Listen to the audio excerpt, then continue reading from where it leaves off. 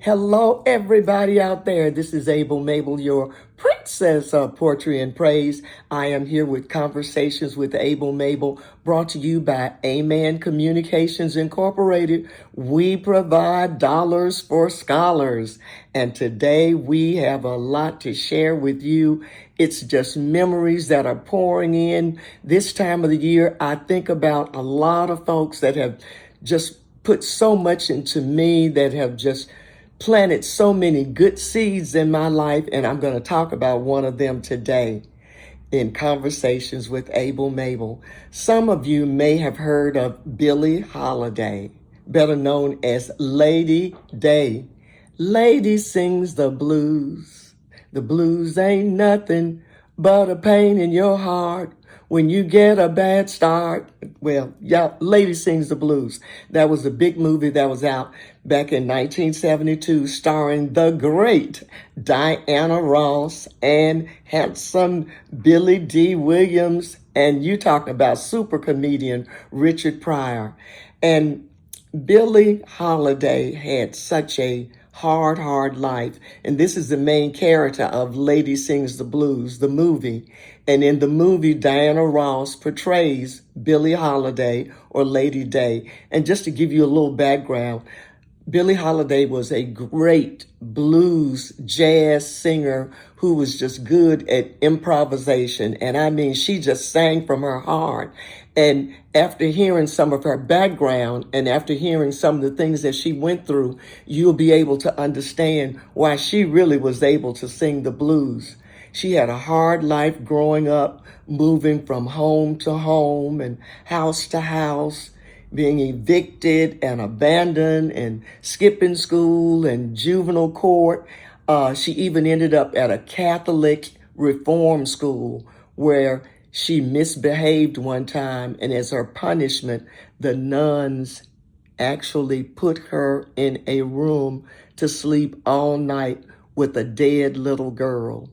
And this traumatized Billie Holiday as a kid, and it affected her life. It affected her whole persona. It affected her thinking throughout her lifetime. You can imagine, as a little kid, being forced to sleep in a room with a little dead girl. This was the real trauma, I think, that affected the way she sang and the heart that she put in her songs. And she was just a wonderful singer.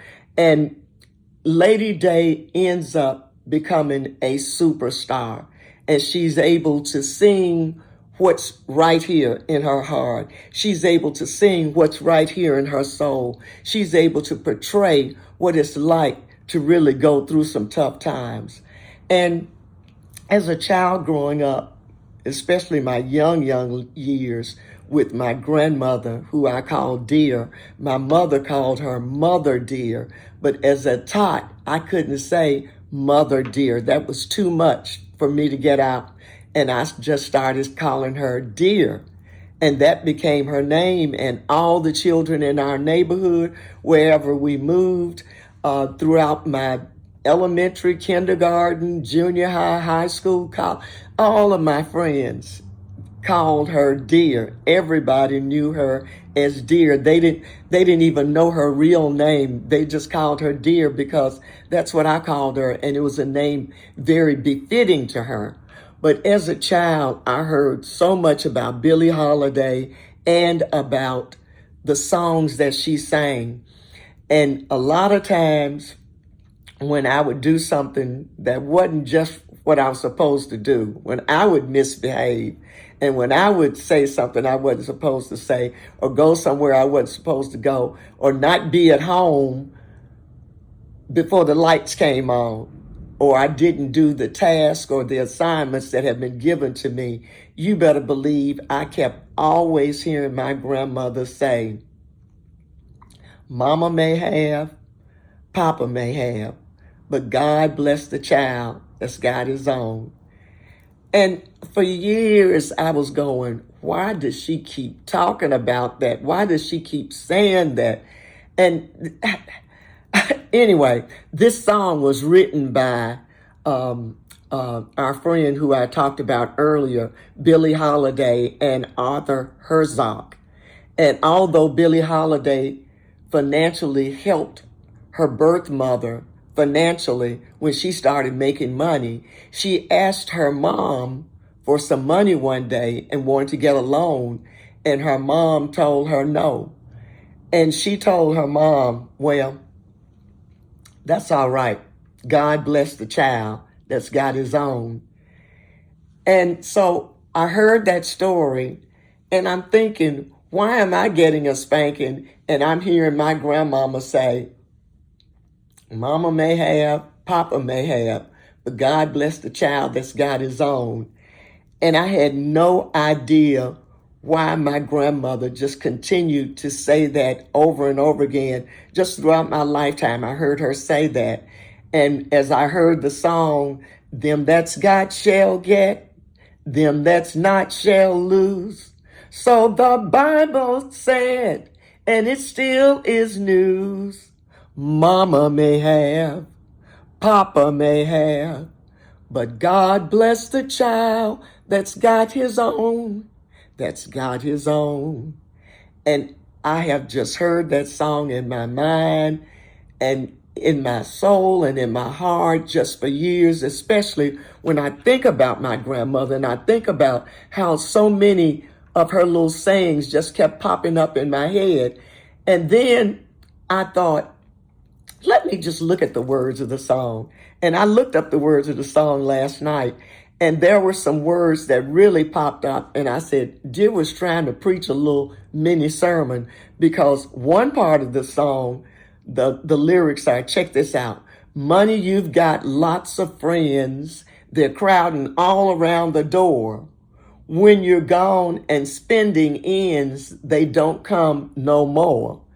And when I heard that, okay, when you got lots of money, you got lots of friends. But when your money is all gone, they're nowhere around. And the spending ends, and so do many of those friends. And again, I'm thinking, dear in heaven is still speaking to me and telling me, when you have something, a lot of folks are going to be around you. Gimme, gimme, gimme. May I, may I, may I, please give me, with their hands out.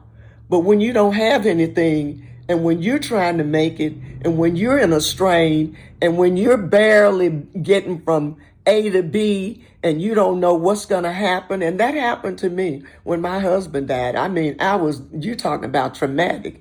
I went through a traumatic experience. But I thought about dear, and I knew the prayers that she had prayed for me, and my mama and Uncle Mike and Dr. West and my other grandmama, Mama Fanny. I knew with all those prayers that they had sent up through heaven that God was going to take care of me and that the angels were going to help to guide me. But I still kept thinking about dear. And I also thought about Luke 15:11-32. Luke 15:11-32. And you all can read it. This can be your homework. But in that chapter, in the King James Version, we find a certain man had two sons, and the younger of them said to his father, Father, give me the portion of goods that falleth to me. And he divided unto them his living. And not many days after, the younger son gathered all together and took his journey into a far country, and there wasted his substance with riotous living. Did you hear that? Wasted all the money and everything that Papa and Dad them had given him in riotous living. So when he had a whole bunch of money, like what you hear in the song, everybody was around. Friends were everywhere. Everywhere he went, people were following him. They were having a good time partying. Party. They were having a good time because he had money. But as soon as he ran out of money, what happened to those friends? They scattered. They got out of Dodge. They dropped him like a hot potato. And friends, neighbors, Boys and girls, ladies and gentlemen, saints and friends, this is what happens. A lot of times when you're able to help people, you better believe you got a whole bunch of folks all around. Hey, friend, my buddy, home girl. But get to the point where you really in need and you don't know what the next step will be. And you start saying, oh my God, am I in a pickle now? What am I going to do? What happens then? That's when the real deal friends show up and step up to the plate to help you out and to help you get to the next step where you need to go. And I remember after Paul passed and I was in a real, like I said, traumatized. But I was trying to hold myself together and keep faith because, I got two sons and I wanted them to see a strong mommy and I wanted them to know that Mimi is going to be able to make it and things are going to still be all right. Yes, we're going to miss Pops, but we got to keep going. And during that time, I kept thinking, Mama may have, Papa may have, but God bless the child that's got his own. God bless the child that's got his own. And I said, God, I'm going to really have to call on you for help. And over those next few days after the homegoing, God sent angels to the house. One day it may have been one. The next day it was maybe two. The next day it may have been three or four. The next day those two people came back again. But there were a group of ladies from my church who I did not even think would be there to do some of the things that they did. They didn't ask for a penny. They said, we're just here to help. They knew that we had a house with a lot of stuff in there because my husband said I was a hoarder. I don't think I was a hoarder. I just liked to keep significant things that brought back good memories and that let me know that people loved me, and the gifts and the books and the notes and the letters and the presents and the clothing and the hats and the coats and the jewelry that people gave me, I always kept it. And in order to move out of the house and everything, I needed some help, but didn't know how to ask for help. But I thank God for touching the hearts of those ladies, and they know who they are. They came over and they said, you sit down or you go wherever, and we'll just start organizing stuff and boxing things up and hanging things up and getting things in order. And when we finish at the end of the day, you can say what you're going to keep, what's going to go to the boys, what you're going to give to those consignment stores so that they can sell and make money to help halfway houses. It was like they had organized a plan for me that I hadn't even asked them to organize because they knew how spontaneous and creative and how I was just, like, okay, I'll get to it. But these were organized people who were really into having everything in place all the time. And I'm not that kind of person I think I probably have had more things in place since I've moved than ever before in my life, because I finally saw the importance of having everything in place. But God sent those little angels over to help me. And they organized and put things in special little boxes and wrote the names of what was in here and here and here. And when I went in to say, can I help? Are we there yet? And they kind of said, no, we're fine. We're fine. When we finish, we'll call you. And I just left. I left the house and went and did something. I don't know what I did. But when I came back, I was just amazed every day at what I saw. And I was just so thankful.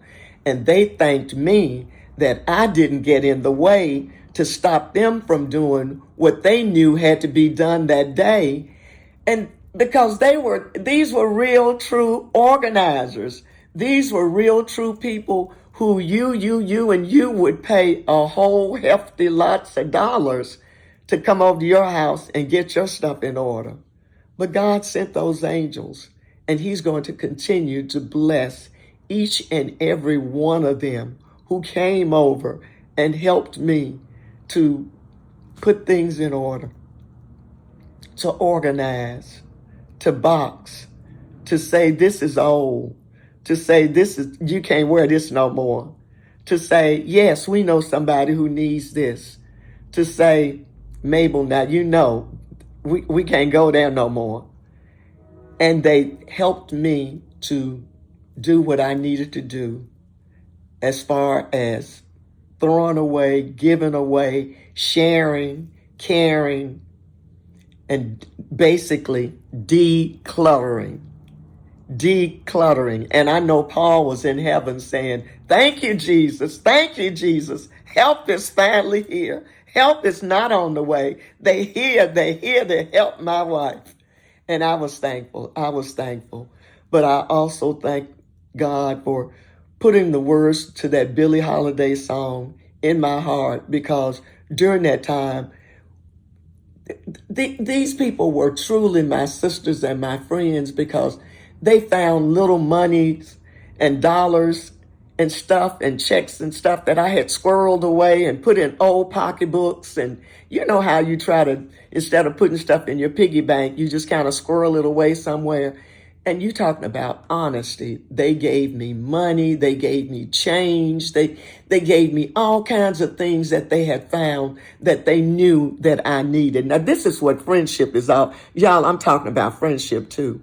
But they showed me what it was all about. But they also showed me how that prodigal son story explains what you and I always need. Real deal friends. Because a prodigal goes off and does something real stupid and something crazy. And that's what my grandmama didn't want me to do. She didn't want me to just throw money away. She didn't want me to just throw stuff away and not understand the blessings that may be in those things before I threw them away. She wanted me to learn how to be resilient and how to be self-reliant and how to stand on my own 2 feet and how to understand that it was important to work every day. And they took me to work I went to work every day with my grandmother from the time I was maybe 2.5 or 3 years old. And she worked for her brother, who was a dentist on Beale Street. And Dr. West was not just an uncle, he was a mentor. And I would watch he and my grandmother work with the patients, and they gave me the jobs of sitting out in the lobby as a receptionist. As a little kid, I would welcome all the other waiting patients, and I would tap dance and sing and say the little Bible scriptures that I knew and do all kinds of stuff, recitations, just to keep them calm while they were waiting on patients. And if they were doing an extraction, as a little girl, that's one of the first big words I learned. Extraction meant that he was going to pull somebody's tooth or pull somebody's teeth. And when I heard we're going to do an extraction, I knew when they closed that door and other patients are out in the waiting room, I was supposed to pull out my tap dancing shoes and start singing like Shirley Temple. It's a good ship, lollipop, it's a sweet ship, from to candy shop, where bonbons. I would just dance and dance, good ship, lollipop. And I'd tap dance, and I would just be going through. My uncle had taught me how to tap dance, and then I later took tap dancing. But I would be tapping and making as much noise as I could in order to drown out, even though he had given the people some kind of anesthesia to calm them down and to calm the pain. I was tap dancing to help any screams or hollers that some people might just be making just to be making, because they knew what was going on or they could feel the drilling. But whatever, what I'm trying to say, y'all, is as a little kid, I had a job as a receptionist, answering the telephone, learning how to read and write early so I could write down a person's phone number and kind of spell out what their number was so my grandmother could call them back and help to set up the appointments for my uncle. But this was my job. And then I ended up working at A Squab's on Beale Street. Anybody who's been to Memphis, you know A Squab is that general store that has everything that your mom and dad and grandmama and them used to want and need in there. I worked there on Saturdays. Then I started working for the Memphis Park Commission during the summers, and I worked in the Park Commission as a counselor in the children's day camp. Then I ended up tap dancing and stuff as a dance teacher. And if I couldn't borrow my mama and Uncle Mike's car because they were using it for business, I would just walk from park to park to park. I had about 7 or 8 parks in government housing projects in South Memphis and North Memphis. And if I had to walk, I tied up my shoestrings around my neck, had my little tape recorder on the side, and I walked in the hot sun because Mabel needed some money in order to run, and do what I wanted to do as far as shopping. And so they taught me, you need to work. You got to work. If you don't work, you don't eat. And Dr. Dinkins, our pastor at First Baptist Church of Lauderdale, used to preach sermons. And it seems like in many of his sermons, he kept saying, if you give a man a fish, he'll eat that day. But if you teach a man to fish, he'll be able to eat every day. And that kept going over in my head. If I get a job, if I get a degree, if I get a piece of paper, if I get some training, if I get some education and get some education and get my learning and keep my burning, I'll be able to be self-sufficient and be able to do what I need to do in order to stay afloat. You know what I'm saying? And that's what we all got to do. We all got to keep learning no matter what age we are. We need to say, Mama may have, Papa may have, but God bless the child that's got his own. That's got his own. You got to do that. You got to do that. You got to be able to make it on your own. You got to be able to be a grown person. Grown persons, grown people are able to take care of themselves. Grown people don't need handouts. Grown people do what they got to do when they got to do it, and they're able to help others. That's what I'm talking about. That's what I'm talking about. So my folks helped me to understand what Billie Holiday was singing and why my grandmama kept singing. And she was able to sing just like Billie Holiday because Dear survived the 1929 stock market crash and the Great Depression. And she had so many stories about stuff that happened during the Great Depression. I mean, I just wrote down so many notes of where she told me about businessmen who lost everything and went broke and went absolutely crazy. But times were tight, and she explained how so many of us were able to understand that every penny was a blessing. We knew how to pray. We knew how to go to church. We knew how to be blessed. We knew how to pull out that Bible. We knew how to say, God, hey, you know we're in a fix. You understand the depression. You understand what we're going through. So help us, God. Help us. And the Lord helped him to stretch the dollar, helped him to know what to do and how to save and how to go through during a rainy day. And they made it. They made it. They made it. They stayed alive. And that's what I want to say today. They stayed alive. They stayed alive. They stayed alive. And all I can think now is how my grandmama used to just say nice things to me. So now I'm saying nice things to her. And these are some things that I wrote that my grandmama hopefully is hearing up in heaven.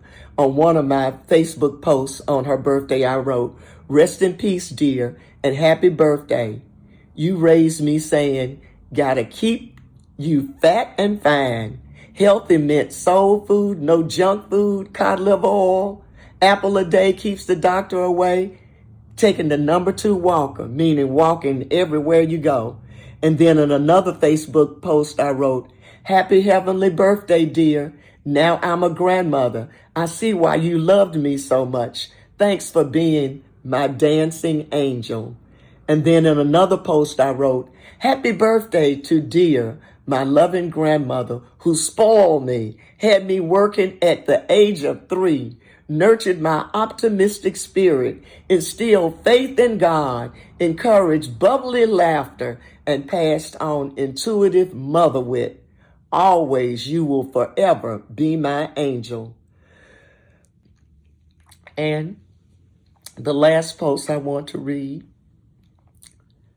Dear, happy birthday.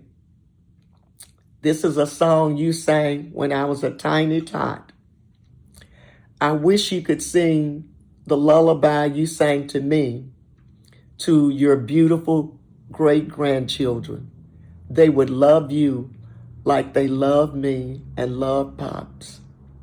And you used to sing to me, Mama, when I go to heaven, will the angels let me play? Just because I am a cripple, will they say I'm in the way? Here the children never want me. I'm a bother, they all say. Mama, when I go to heaven, will the angels let me play? Mama, when I go to heaven, will the angels let me play? Mama, when I go to heaven, will the angels let me play? I love you so much, dear, and I hope you heard everything that I said, and I'll always remember what you put right here, what you put right here, and what you put right here. I love you, dear, and I know the angels are letting you play, so that there's no more a question mark about, will the angels let dear play? I know they're letting you play and sing and dance and smile because you're helping me to sing and dance and laugh and smile. I love you so much, dear. I love you so, so much. Thank you for everything. This is Mable, your princess of poetry and praise. Love you so much. God bless.